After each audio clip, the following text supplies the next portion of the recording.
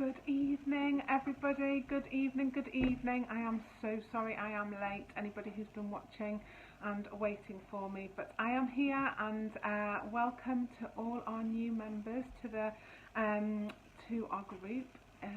If you are watching, please give me a hashtag live to let me know that you're watching live, a hashtag replay if you watch on replay, and a hashtag newbie if you've never watched one of these lives before. It'd be really great to know who's there.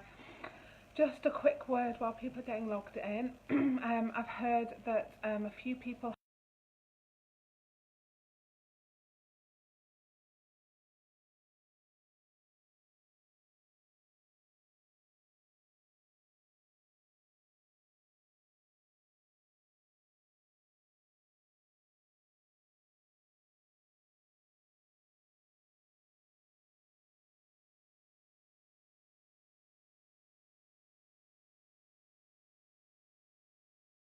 just ask to come back in, and I will make sure that you're back in. It's not that I'm removing you, it's just the way that Facebook are working the groups at the moment. So tonight I am talking about dummies, that's pacifiers if you're in the United States. I'm not sure about the rest of the world what you call them. Maybe you could give me a bit of a message below to let me know what you call them in your part of the world.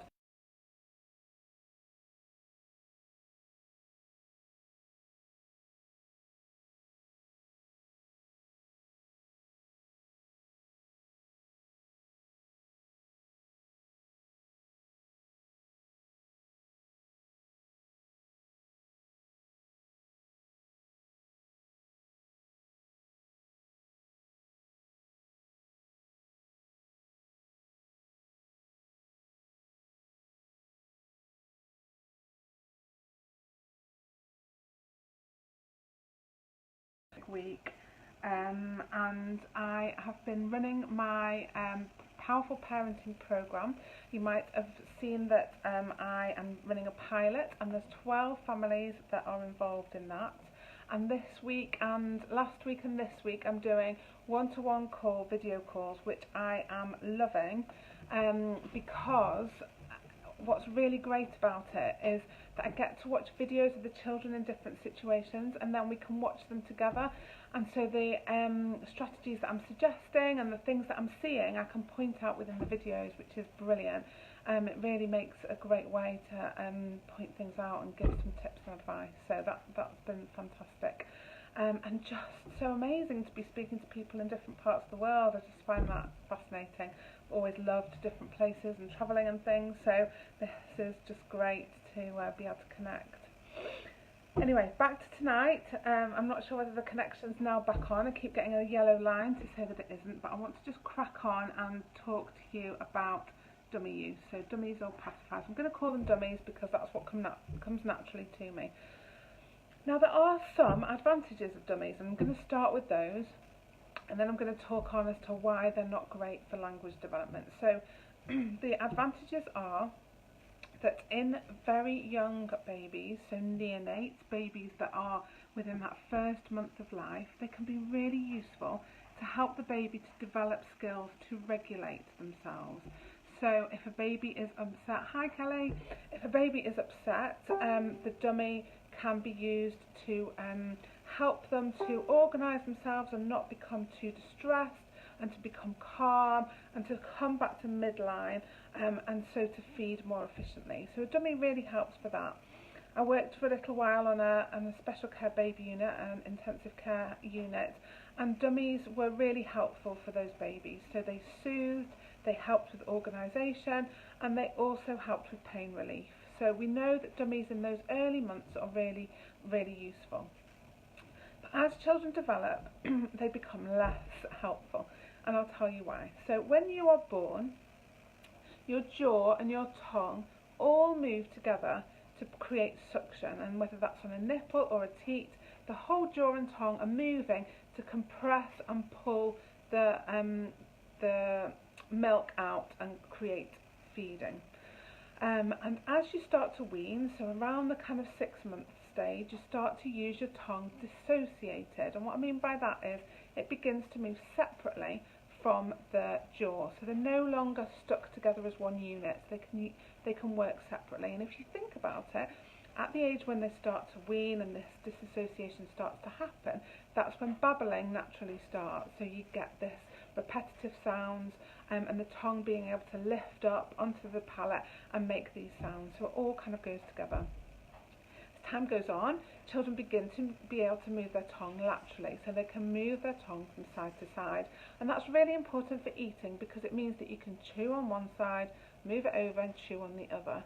And also you get the very smooth movement backwards that helps children to move the food down for swallowing and prepare for swallowing. And then as the next stage comes, children get rotation of the jaw and the tongue is able to make very precise movements needed for all the different speech sounds. And that kind of starts to happen around 3 or 4 in most typical development. Now, if your child has a tongue tie, you can already see how this is going to impact on those various stages. And I do a video about tongue tie, so have a look back through the videos or go onto my YouTube channel and you'll find the video about tongue tie there. But what we're talking about today is about the dummy use. And if you think about where a dummy is placed, so it places in midline, it places on the tongue, and it makes the tongue down in the bottom of the mouth. So it pushes the tongue down. It also reinforces the movement that is needed with this jaw and tongue together. So in order to keep a dummy in, you have to suckle using your jaw and your tongue as you would with a bottle or teat or nipple. And so it reinforces those very young muscles, or that very young developmental muscle movement that you get in young babies. So if you've got a dummy past the age of 6 months, when the tongue should be developing, you're hampering that development in some cases, but it's upping the odds that those muscles will be hampered, because it's reinforcing the wrong muscles that keep the tongue and the jaw together, the tongue low in the mouth, and the tongue flat, so you don't get this tongue tip elevation or the lateral side to side. The other thing is that, as I talked a bit about before, how the dummy soothes and is pain relief and is organisation. It keeps the baby or the child. It soothes the baby, but it also soothes the child, and so their interaction in the world and their taking part in things become dampened down because they go into that calm state, which is why parents like them, because if the child's upset or anxious, or then the dummy will soothe them back to a more stable situation. But also children often then overwant the dummy because they want to be in that kind of calm, soothed state. And that's not great for learning, because that's not an active alertness that you need in order to take the world in and make all your neurons connect. So therefore it can hamper their awareness. The other thing that we know about children when they're developing language is they do lots of self-talk, so they do lots of practicing, and it's a little bit like doing gym repetitions, so that you'll hear them in the cot or you'll hear them playing and they'll be making sounds over and over again, and that's a way of kind of getting the muscles ready and stronger and ready for speech. And so if you've got a dummy in, you're much less likely to do that.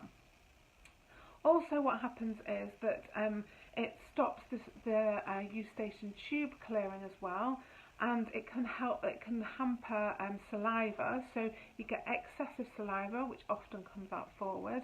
You can get poor drainage of the eustachian tube, so it can hamper ear and hearing, and also it can affect dentition. So what happens is that the teeth grow around the dummy and you end up with a kind of gap in the middle between the upper and lower teeth, which then, as articulation comes, allows the tongue to come forward and out of the mouth and not kept behind the teeth as should be. It also means that the tongue doesn't sit up along the top of the palate, and what happens in the development of your jawbone is that your tongue sits up and your teeth grow around. And so if your tongue isn't there, your palate narrows and gets higher. And so if you've got a dummy in, you're much more likely to have a narrow palate that's raised up. And so that hampers that development as well. Some children have dummies and are absolutely fine. You know, you wouldn't even know. There is no, you know, they talk, they don't have problems with saliva, their hearing's fine, and they've had a dummy. And their teeth are fine, you know, there's nothing. But I would say that when children have a language delay and they come into clinic, you can see when they're a dummy user, because you get this open mouth breathing, you get the gap, you get this tongue that isn't moving, so you can see that happening. Kelly's just asked, are there links between dummy use and tongue tie? Now I think, and again I would have to go and find the evidence for this, but that there is a link between wanting to suckle and having a tongue tie, and I think the reason for that is because children with a tongue tie have very poor oral transit, so they find it difficult to move the saliva back and swallow it, and suckling helps that. And I think that is why children with tongue tie prefer to suckle.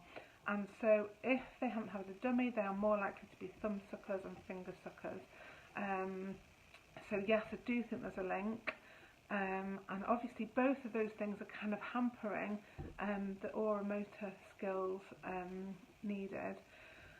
So I suppose it's really tricky because it might be fine, but I think if you're here and you're worried about your child's language development, dummy use is not going to be helping, and so reducing and taking away the dummy would be a really important step. And I know when we're working with in the NHS, we wouldn't see children at all for speech sound difficulties if they were still using a dummy, because it's a little bit like you're going to the physio because I'm thinking of my round shoulders, which I keep looking at, but because you've been on the computer, you're round shouldered, the physio is showing you the muscles to strengthen, but you keep going in the same position, round shouldered, you're going to keep reinforcing those wrong muscles. It's only when you stop the wrong muscles and strengthen the right muscles will you see the improvement in your posture. And it's a bit the same, so you could do lots of work on improving the tongue movements and improving the speech articulation, but if you're putting the dummy in and reinforcing all those wrong muscles and the wrong placement of your tongue in your mouth, then you're going to hamper that development. It's always it feels massive to stop the dummy, and you know, I can't sit here and say, oh, it's easy, off you go and do it. You know, I've had finger suckers and thumb suckers, and you know, it's really difficult to stop it, and it feels as a parent that's the thing that comforts your child, so you don't want to take it away. But what I know is, from my years of working with children and from my years of kind of saying to people, you need to stop the dummy, you need to stop the dummy, and that happening, that everybody says, oh, it wasn't as bad as I thought, I think it was me that wanted it more than that. It's amazing how quickly it went, you know, within a few days they'd forgotten about it. It was just getting the courage to do it that was the problem. And so I don't know, I've never had to do it, but I know that, you know, we've struggled with finger and thumb sucking, and that's hard because you can't take it away.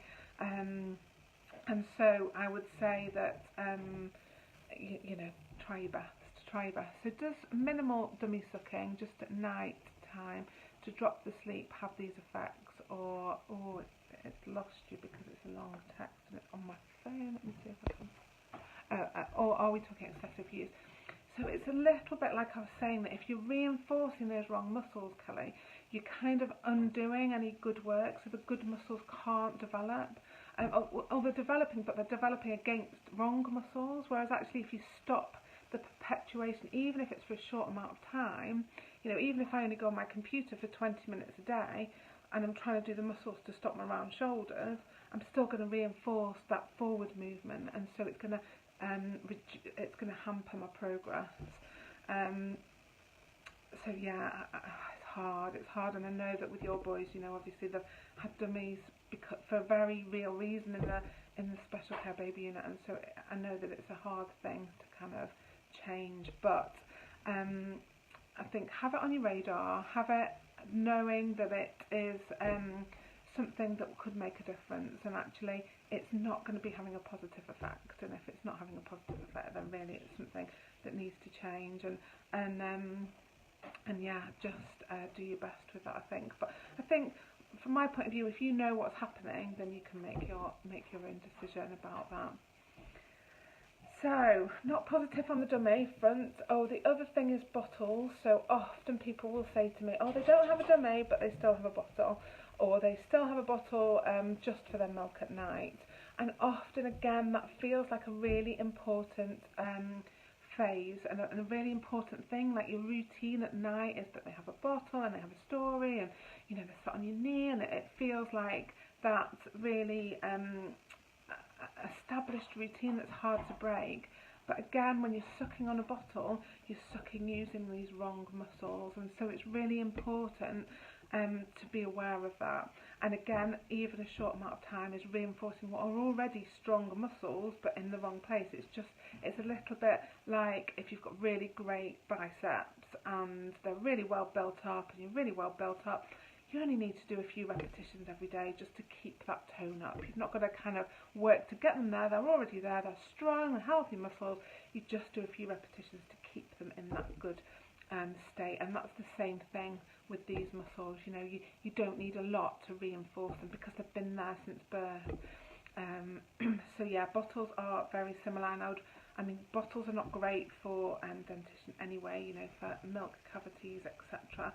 Again, tongue-tied children struggle to move on, and often a bottle becomes quite a crutch for them to get liquids in, because it's much harder for them to drink from cups and spouted cups, because the liquid flows in a less organised way, and if your tongue isn't very good at moving liquid back, you know, you might get more coughing and spluttering on that. I mean, trying thicker liquids like milkshake at first out of a cup while you're beginning to wean off the bottle is a good tip, because thicker liquids move in a more predictable way and are much easier for the tongue to move them back. But yeah, I feel your pain with that if that's something that you need to try, because it does become quite kind of, well, we as parents become reliant on it because we know that works, and let's face it, we'll all do absolutely anything for sleep. If someone said stand on your head all night and your child would sleep, we'd all be there because you just want your child to sleep. So it's really hard for me to then, hi Kelly, it's really hard for me to take that away and say, actually, it's not doing your child any good, you're going to have to get rid of that now. But hopefully with this information you can kind of take it and do what you will with it. I hope you found that useful. Thanks very much everyone, bye.